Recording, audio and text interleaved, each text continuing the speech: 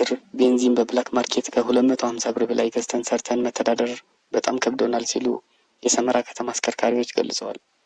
ባለፉት 6 እና 7 ቀናት ውስጥ በጣም ከፍተኛ የነዳጅ እጥረት አለ።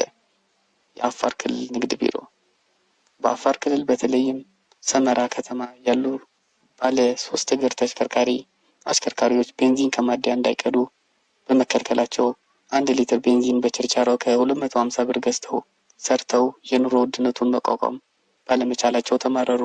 የከተማው አሽከርካሪዎች እንዳሉት እዚህ ከተማ እየተደረገ ያለው የነዳጅ ቦቴዎች አልፎ አልፎ ይመጣሉ። ያም ማደያ ጉድጓድ ውስጥ ይገለበጥና እንደገና ወደ ጀሪካን እየቀዱ በማደያ ቤቱ አጠገብ ባለው የችርቻሮ ኮንቴነሮች ይሸጣል። እዛ ላይ በ200 ብር ነው 1 ሊትር ቤንዚን የምንቀዳው። ወደ ደረቅ ወደብ ማደያዎች ያሉም እንደዚሁ በብላክ ማርኬት ነው የሚገዙት። በችርቻሮ የሚሸጡልን ከማደያው በጋሃድ በጀሪካን ቀጥተው ነው የሚረከቡት።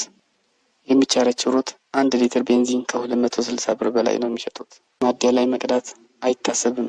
አንድም ቀን ቀድተን አናውቅም። መፍትሄ ተሰጥቶን የምንሰራበት ሁኔታ ይመቻችልን።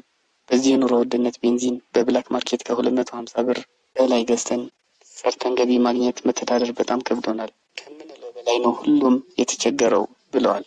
የባለ 3 እግር ሾፌሮች ቤንዚን ማደያ እንዳንቀዳ ተከልክለናል።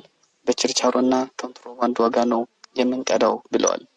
ጉዳዩን ተመልክታችሁት ነበር ሲል የአፋር ክልል ንግድ ቢሮን ምላሽ ጠይቀዋል። የክልሉ ንግድና ገበያ ልማት ቢሮ ኃላፊ አቶ መሐመድ አብዱልቃድር ምን መለሱ? ማደያ ላይ ቤንዚን ድሮም አይቀዳም። ምክንያቱም በጣም ኃይለኛ ሙቀት ስላለ ጉድጓድ ላይ ቤንዚን ከተቀዳ አደጋ ያደርሳል። ነገር ግን ማደያዎች አውርደው እዛው አካባቢ ነው ሾፌሮች የሚቀዱት። በጣም ኃይለኛ ሙቀት ስላለ ከዚህ አንጻር የሚቀዳው እንደዛ ነው። አዋሽ ግን በማደያ ነው የሚቀዳው ቀዝቀዝ ስለሚል። ሰመራ ከተማ ኮንትሮባንድ የለም፣ ግን የነዳጅ እጥረት አለ በኃይለኛ። በተለይ ሰመራ የክልሉ ዋና ከተማ ብቻ ሳይሆን የውጭ ንግድ የሚያልፍበት ከተማ እንደመሆኑ መጠን ባለፉት 6 እና 7 ቀናት ውስጥ በጣም ከፍተኛ የነዳጅ እጥረት አለ ሲሉ ተናግረዋል። ትልልቅ ካምፓኒዎች ጋር ለማዳረስ ጥረት እየተደረገ ነው ያለው ኖክና ኦይሊቪያ ግን ሁሉም ማደያዎች ካላመጡ ወዲያው ነው የሚያልቀው። አብዛኛዎቹ መኪኖች ከአዋሽ እዚህ ለመቅዳት ነው የሚመጡት። ለመቅዳት ሲመጡም 1 መኪና በቀን ማግኘት ያለባቸው ሰዎች የሚያገኙት በ2 ቀናት በ3 ቀናት 1 መኪና ከሆነ ሎድ ይበዛል።